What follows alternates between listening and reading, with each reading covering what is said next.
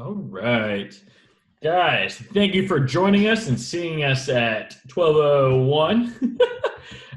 Today we have Erik Hitzelberger. Erik is on the board with me at our local RIA. And Erik, when you walk in the room, he's one of the smartest guys out there. You guys are going to love Erik. Erik, tell everybody a little about yourself. Sure. Thanks, Rob. For those that don't know me, I'm Erik Hitzelberger, like I said. I started investing in 2006, real estate investing in 2006 here in Louisville. Been involved in hundreds of rehabs. I don't know, probably 300-400. I have my own buy and hold portfolio, and I'm the co-owner of Freedom Property Group, which is a turnkey company here in town. Our goal is to provide education to people, let them understand the benefits of owning real estate, and then provide them with products and services that will help them achieve financial freedom through real estate. So that's kind of what we do in a nutshell. Yeah, at a high level too. So today, guys, we are going to be talking about entry-level stuff for investing, financing, everything. Are you still investing, Erik? Yes, I mean it's to me it's still a great time to invest. I started, like I said, in 2006, so I was in for the run up. I was in for the down cycle from 2009, 10, 11, whenever it hit Louisville. Kind of the flat part in 2011 to 14, and the rise again over the last few years. So, and I've invested through all of it. I think there's kind of three keys to investing. The first is you've got to be educated. You got to know what you're doing. You have to be somewhat interested in what it is so that you can maintain focus on that. The second is you need to be in a financial position to invest. I mean, if you just lost your job and you only got a little bit of cash, now is probably not the right time to just go out and make an investment. You may need to play defense a little bit more. And then the third thing with any investment is, does the investment meet your goals? I don't care what the numbers are. I will argue with anyone that if you make an investment that does not support your goals, it's a bad investment. There's plenty of good ones out there. You need to know what you're trying to accomplish and make sure the investment's going to meet that. So when you first started, what were your initial goals with investing?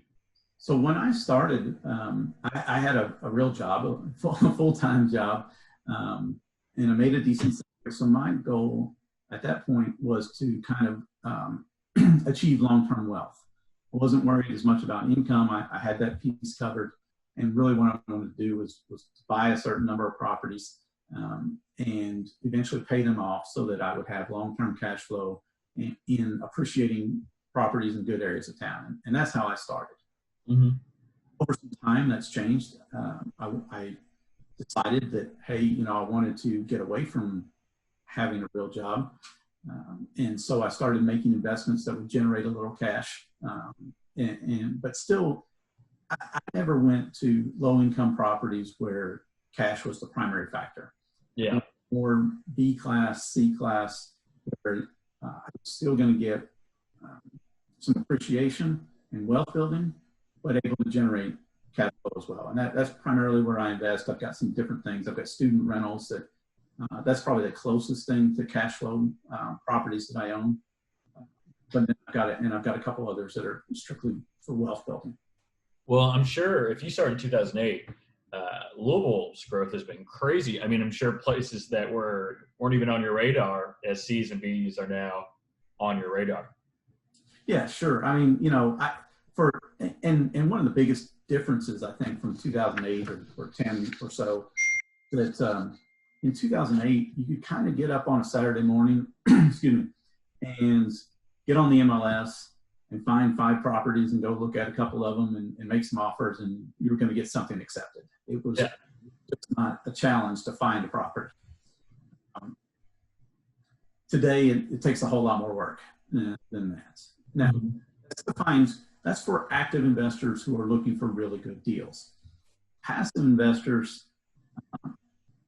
honestly, you can still buy properties off the MLS and or pay retail for them as long as you're educated about it and they're in good condition and it's in the right areas, then you can absolutely earn double-digit returns here in Louisville and that you can't do around most of the country. And I think those of us who live here are a little bit spoiled, right? We pay, you got to get this great discount, when really right now properties aren't sale because interest rates are so low.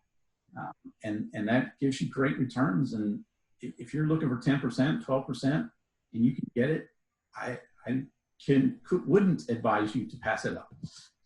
Well, and it's kind of interesting too, because now, I mean, with the rates being so low, I mean, you could speed up your retirement plans by just refinancing to a 15-year fix and just get it paid off maybe 8 years earlier than you would have previously. Absolutely. I mean, you know, even if you refinance on a 30-year note, if you've got a lower rate, it certainly helps. See, that's a tough problem that I struggle with, and I know I talk to some other people, is, you know, you have the Dave Ramsey approach where holding any kind of debt is bad, which I think everybody on this call doesn't agree with. But, you know, there is some value having peace of mind, just having stuff paid off and just not having to worry about it and just straight cash flow. Yeah. So really, I probably don't have time on this call. I do actually intend to do a webinar in the near future, and we'll cover Dave Ramsey and Susie Orman and exactly what that philosophy looks like and why it's broken and honestly why it's led us to the point where we are in this country. 60% of retirees have less than $60,000. The average retirement income is the average retirement wealth is $125,000. I mean, that's like a year and a half of living for most people. Mm-hmm.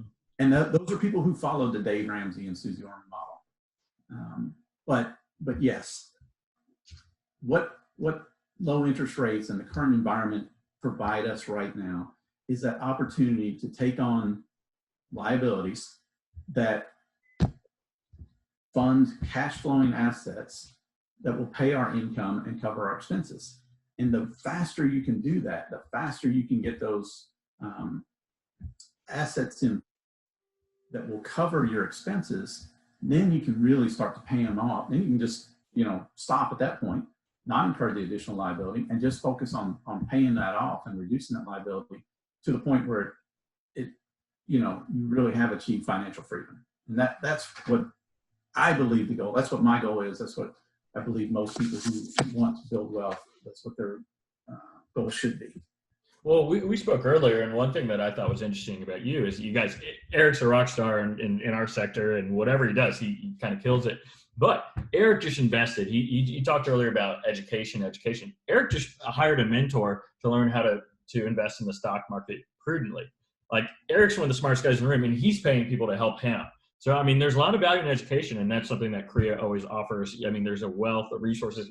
Once we get back to the old-fashioned way of meeting in front of everybody, I mean, there's so many people in that room that you should be buying a drink, picking their brain. But yeah, tell them about what you did in your interest in the stock market.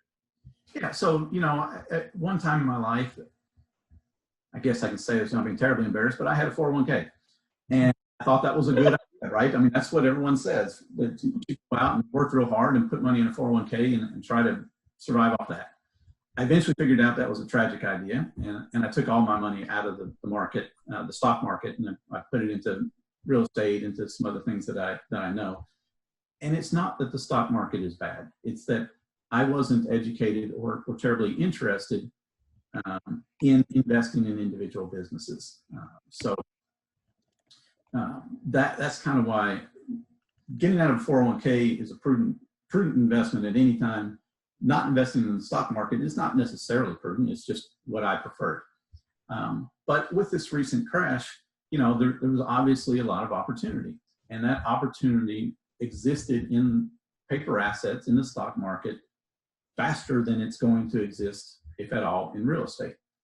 And so I said, you know what, I have some money. I do want to make some prudent investments. How can I do this safely? And I believe the best way to learn is from a mentor. It's just the fastest, easiest transfer of knowledge is from somebody. And I am more than willing to pay somebody to teach me how to make money, how to do things that are going to better my life and the life of my family. And so that's what I did. I went out and paid somebody to, how do I trade safely, right? It's one thing to just go out and buy a stock, buy whatever. It's another to be able to put a to understand, be able to put a stop limit order on it, or a put option or a call option that will protect you. And it's basically like wearing a seatbelt when you drive. Just throw money into the stock market, even if it's in a funds, you're not protected. Your 401k is not protected. There's nothing that you could have done at the beginning of April to protect you from the loss that you incurred over that month. But if you understand how to invest in a safer manner and understand how to use options or limit orders or other things like that to protect your investment. I made about 1,000 shares of one stock. It was $20. I bought a protective position that cost me, I think, $1 per position, so $1,000. So my maximum loss on that investment now is $1,000. It went from 21, I was just looking at it, to 27. So that's a pretty huge increase for over about a month. My protective position expired, but now I can put a stop limit order on it for $25 a share. And now the worst that I can do is something like win a couple 60% gain, or I don't know on the math, but it's a pretty phenomenal gain. Yeah, I mean, you're building in protection, and I think that's really important. And I think it's really important. I mean, I already said you're kind of just a whiz at everything you do, but the fact that you're trying to diversify your portfolio with real estate and other businesses, I think that's real important and something to think about. Because we can always get the same amount of gains in real estate, but why have all your eggs? I mean, I know my parents, they lost 50% of their retirement in 2008. They weren't into the real estate or investing, the 401k, and so, I mean, the fact that we have all this education and the internet, I mean, you can learn so much, but you got to be careful. I mean, who you're learning from too. I think there's some bad advice out there. Even Dave Ramsey, like, I think Dave understands leverage and everything, but he has to die on that sword now. He's too deep. Because if he opens up the window and says, oh, well, maybe it's okay to take on this debt, then you have all these people taking on all this other terrible debt. And it's just, I don't know. I see where he is, but it's tough. Yes. This is just kind of my personal opinion. But one of the biggest challenges I see for this country, really, and for people, is that we don't provide financial education anywhere, right? We spend a lot of time on various things, and those are all important, but we don't teach people any sort of financial education. And so, you can go out there and be very highly skilled at whatever your profession or your trade is. Have a financial education that's on a scale of 1 to 10, and Dave Ramsey will help you get to a 2, and he's made a lot of money helping people get to a 2, and 2 is much better than 1. But you have to understand that 2 is probably not where we want to be as investors. Where forward thinking, where more educated people want to be. Your 2's not going to make you rich. 2's not going to make you financial free. 2 might get you through retirement, hopefully, but that's as far as it's going to get you.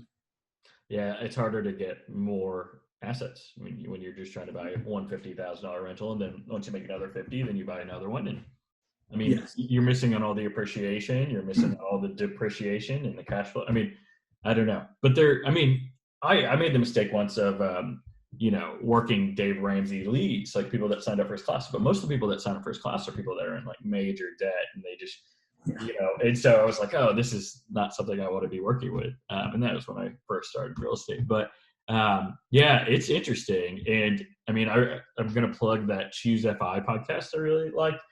Those 2 guys in Virginia, they're really great. Like, just, how to cut costs and then, determine if something's an asset or a liability. But you are right. I mean, no one teaches us about money. Like, my dad was so smart, like one of the smartest guys in the room, but he only invested in the stock market. And and he's fine and he's retired and all that, but like, man, he could have done it 10 years earlier, maybe, if he had diversified into some of the real estate. And the cool thing too is, like, I work with a lot of clients, and you do too, like, where people are phasing out their wife out of their jobs, or they're getting out of that 9 to 5 that they hate. And I don't know, there's a lot of cool, power in that. And I think it makes us get up in the morning and feel good about it. Yeah, no, you're absolutely right. And you can do it strategically, and, as long as you're making educated investments, and you're protecting yourself properly, there's risk in everything, but I think there's less risk in going about attempting to build something than there is in just kind of hoping that I can save enough money over time. Mm-hmm. Yeah, and gosh, yeah, I mean, just a lot of missed opportunities when you don't. I don't know. Well, that's the cool thing about our club. It seems like everybody's trying to get better and learn more, and some are starting at a younger age, some are starting much older age, but there's value there for everybody. Yes. And I started in my mid-30s, I guess. Mm-hmm. And just probably like everyone else who's a little bit older, we all regret not starting younger, right? And those people that are, man, just the compounding and the opportunities that are there, it's just phenomenal. Well, let's get to basics. Let's take it away. Get started on how you think people should get started investing and avenues to pursue and whatnot. I think there's the main thing, once you kind of committed to doing it, like I said, the education piece is there, but understanding some fundamentals, right? What are your real expenses, and what do you want them to be? So that will give you some kind of number as far as how much do I need to make then in terms of income. I guess there's some value in what expenses can I cut and that type of stuff. I'm not a big proponent of that. I want my expenses to increase every year, right? I want to take nicer vacations. I want to do a nicer car. I want, and so, yes, if I'm being wasteful in an area, okay, I should probably spend a few minutes looking at that, but I wouldn't spend a whole lot of time. The exercise of expenses is in determining what they are and understanding maybe what you want them to be. So if you're going to take a trip, this year it cost me, I don't know, a few $1,000s. Next year I want to go on a trip and I want to fly first class instead. So my income needs to be higher to support that. So then we kind of have a basis for what our expenses are, and expenses always exist. There are three ways that you cover expenses: either through income, through assets, or through liabilities. I think the best way to do it is to use other people's money, incur that liability that will buy you an asset that will generate income that pays some or all of those expenses. And so if you kind of lay it out from there, then you know what your expenses are, you know how much income you need to achieve that financial freedom. You can figure out how many assets you need, and then what type of liabilities you need to incur, and then how do I go about getting that. So knowing those four numbers, knowing what my income, expenses, assets, and liabilities are is critical. And then knowing what my buying power is. And how do I focus on my buying power, right? Because my buying power has to exceed the liabilities that I need. So how do I get my credit score up? Who do I need to know to get funding? Can I do it through the banking relationships that I have now? Can I do it through private lenders? Can I use owner financing if that's the way that I want to do it? So, an example of a property that I own, I bought in 2010, I think. It was worth probably $125 at the time. And rental rates probably around $900, $950 at the time. So one option that I would have proposed maybe was to buy the property, and it needed probably about $8,000 worth of work to get it up a little bit better. Yes, they were, because there's one of them is too. One option that I proposed was to buy it for $100,000. So $100,000, $900 in rent, maybe spending $8,000, you get it up to $1,000 in rent. That would have been a decent deal. Property, by the way, is in St. Matthews. So, man, getting in at 125 in St. Matthews, rough life. Getting some, an area that you expect to appreciate, right? Yeah. Had we put that out there on your Louisville network, I think you probably could have got that sold. Yeah. I didn't pay $100,000, so I paid $135,000. So $135,000 on $100,000 or on a property worth 125 that needs 8,000 repairs, that doesn't sound that great. That would be harder to sell. That being said, I paid 135 because I bought it subject to the existing loan, and basically, actually, I bought it on a 2% interest note with $500 down.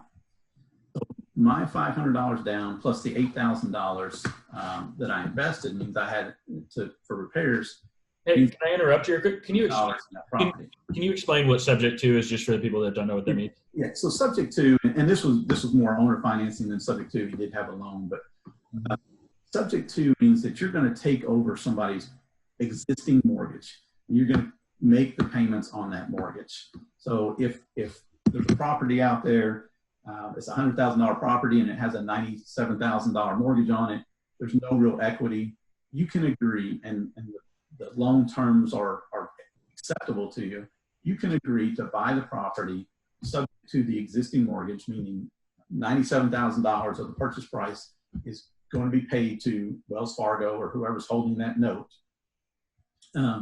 And then the owner gets, if you're giving them $100,000, the owner would get $2,000 or $3,000 in cash. But they are not responsible for that note anymore. They're, in as much as that it is still in their name. So you have to make those payments in order for them to fulfill their obligation as well. Would you recommend that if someone's interested in doing the subject to, that they reach out to an attorney ahead of time to make sure they do everything above board and whatnot? Yes. There's certainly things there. It is a violation of the due on sale clause, and which is not against the law. Some people are confused by that. You're not breaking the law. Yeah. It is absolutely not against the law, and you can do it. And it's a great way to get into a property. Like I said, I got into this property, and I, depending on how you want to look at it, I paid more than what it was worth. But I got into it for $500 plus my $8,000 in repairs. And do you guys see the leverage that he has there? His debt to income ratio, he's not holding that debt on the books. So he's only strictly going to be getting income off that property and not have the debt. So if you wanted to get pre-approved for another property, he'll show the income but won't have any debt. It's kind of awesome, guys. Yes. And here's the rest of it. If you don't get caught up in purchase price, which I think too many people make that mistake. Yeah. Up in purchase price, and they don't think about the actual numbers. At the time, interest rates were about 5.5%. I had a job. I could have gone out and gotten a loan, and I could have gotten. So let's just say I bought it for $100,000 instead of 135. I put 20 down. I pay 5.5% interest on a 30-year note. That payment is $450, principal and interest, $460 actually. Over 10 years, I would have paid $40,000 in interest, $13,000 in principal, and I would owe $66,000. Okay, so $500 a month basically is going towards principal and interest. Most of that is going towards interest. Under the terms that I bought it at 135, I think let me just do a quick math here. And 2% interest, and you have to do some interest because the IRS requires it. My payment is $500 a month. Same payment, $135 versus $100,000. Again, no money down for me. In this scenario, I'm still paying that same $500, but only $23,000 versus 40 of it went to interest. So the majority of my money is going towards principal, and I'm paying that thing down. So I'm getting more money towards principal again, and building my equity faster. And again, I've got $8,000 in this deal versus $28,000. So that alone triples my return. Mm-hmm. And guys, one thing to think about too, and he mentioned it, is like $2,000. Let's say you were carrying the mortgage. $2,000 more is like an extra $5 a month per thousand. So it'd be $10 more for $2,000. So in the scheme of things, paying an extra $10 a month and not getting in the deal, I mean, it's worth getting in the deal just for the appreciation, even on this one. But this one's just such a sweetheart deal. And do you still own this property? I do. Yeah, and it's probably worth what, $230 now? It's not quite that high. It's over in Warwick Village, so that it's out just on this outside of there, but still 170, 180, something like that.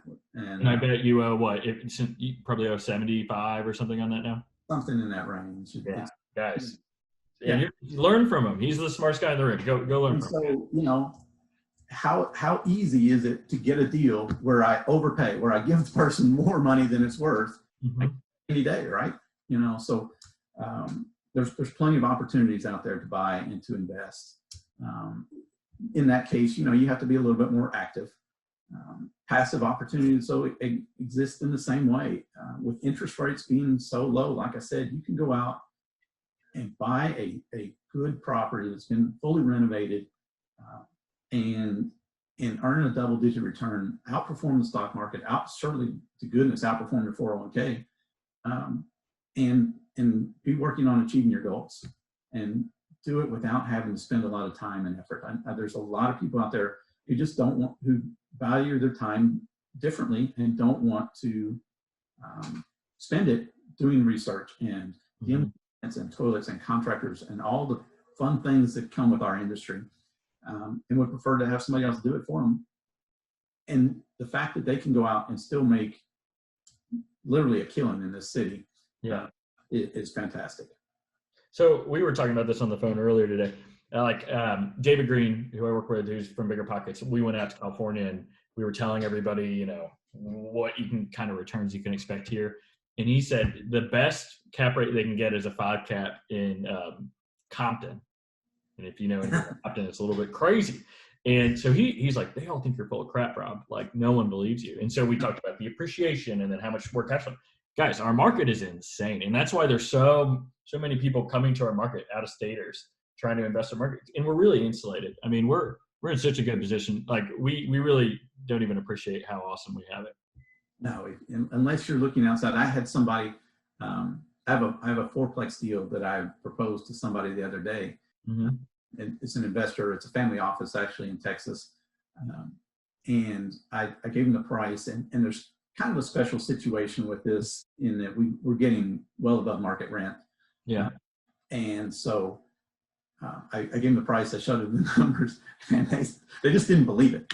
And so they're like, you can't even buy a fourplex for that price, and let alone get it rented. It's like, well, here's the here's the sales contract, and here's our signed lease, and yes, you can. So, and so I guess just to pick your brain, what are some tips you would recommend to people to get above market rent in your units? I think there's two things. Well, to get above market rent, it's fairly simple, really.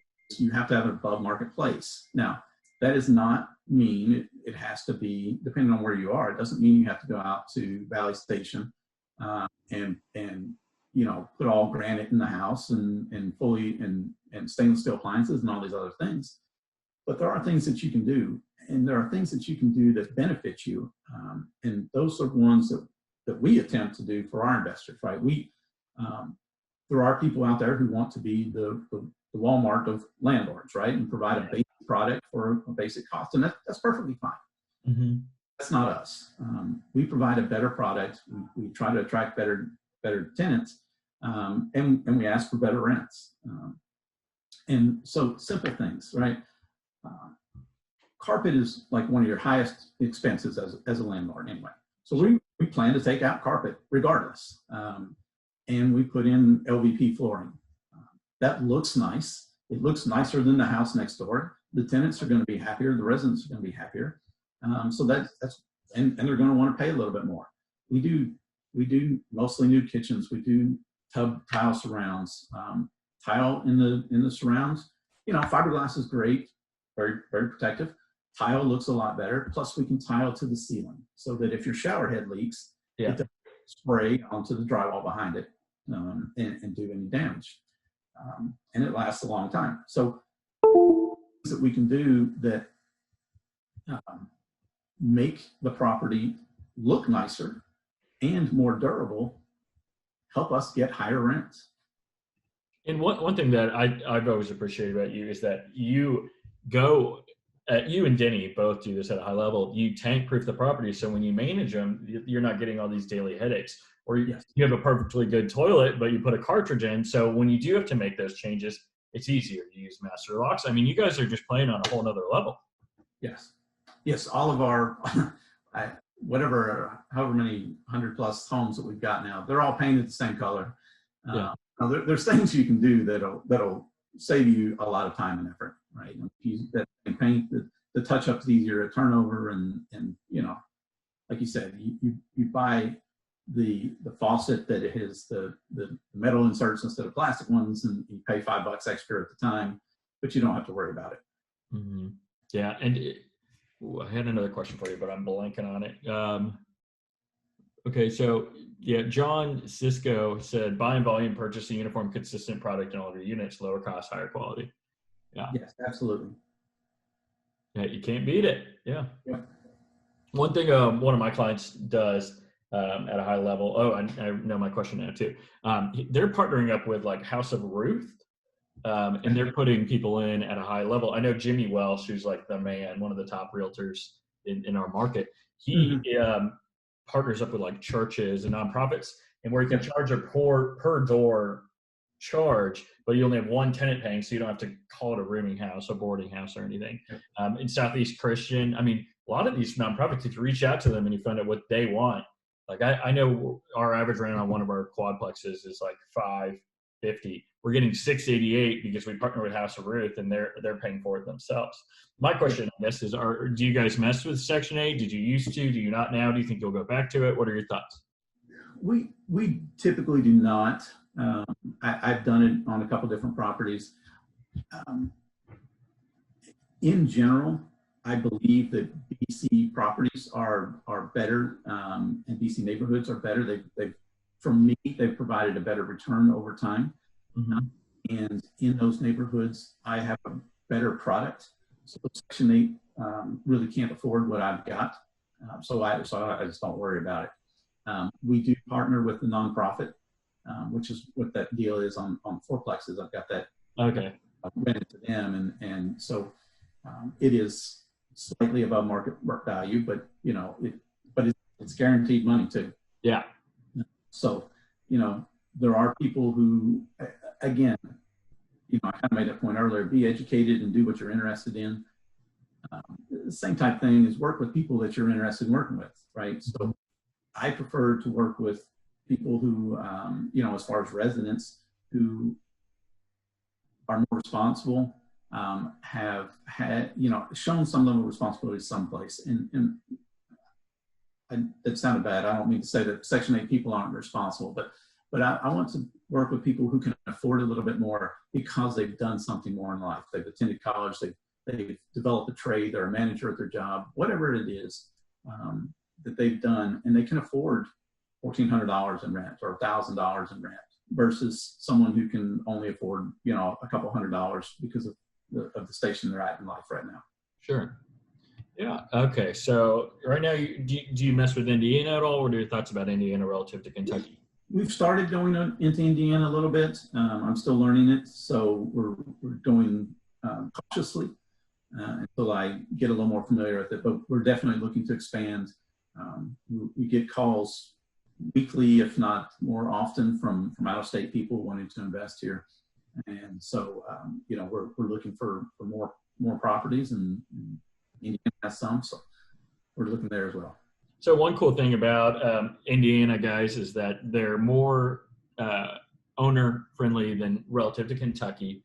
And then their Section 8 doesn't have, they do 100% in Indiana, and they don't really hassle you like the one they do here. But then you have some other weird stuff like the homestead taxes and all that stuff. Like if you don't file it, then you're paying much higher taxes. And then they have some major plumbing issues in certain parts of town that like really can screw you up too. So it's important to learn. I mean, some people say stick to what you know, but I think our market is hot. It is great to diversify and, be a sponge, soak in as much, and surround yourself with great people like Erik, where you're going to learn a ton. So there's a lot of value there. Let's see. We don't currently have any questions. Is there anything you want to get on your pedestal about? Soapbox?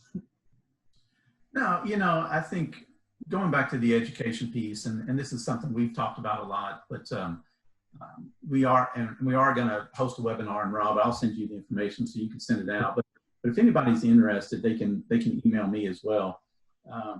But it's going to be on education in these times.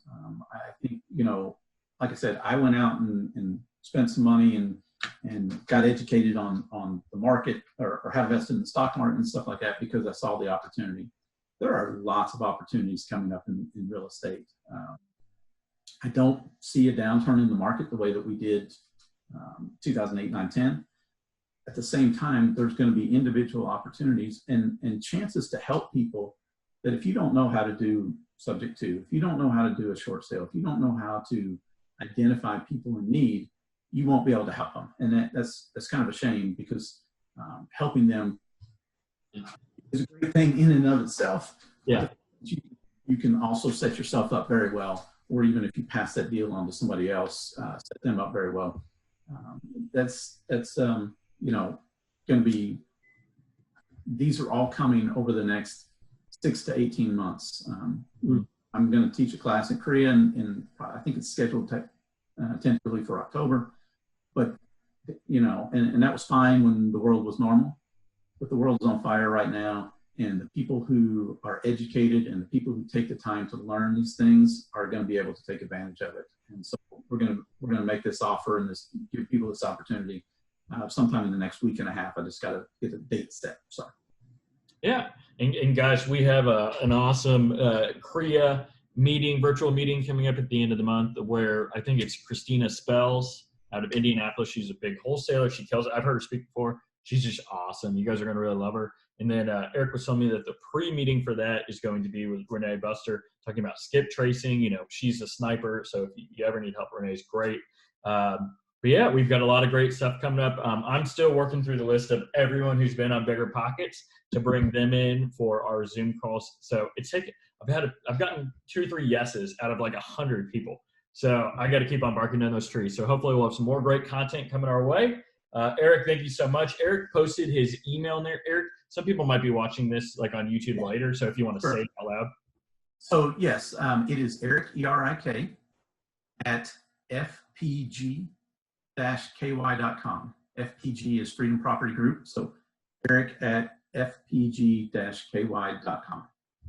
And you can always find him in the Korea directory as well. Thanks again for coming on. Guys, we will hopefully see you at noon. I don't have anybody set up for Wednesday, but I'm working on it, guys. So I'm sure we'll have something. If not, I'll bring on somebody else from the board that just kicks butt. Thanks for seeing us today, and I'll see you soon at noon.